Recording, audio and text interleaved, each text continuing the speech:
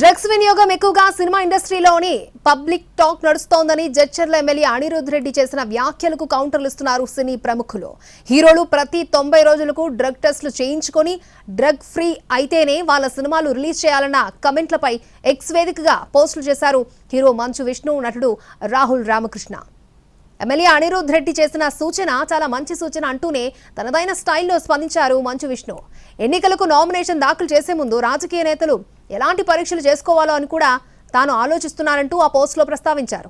ప్రజాప్రతినిధులు కూడా పారదర్శకంగా ఉంటే ఓటర్లు కూడా సంతోషిస్తారని తాము భావిస్తున్నట్లుగా మంచు విష్ణు రాసుకొచ్చారు.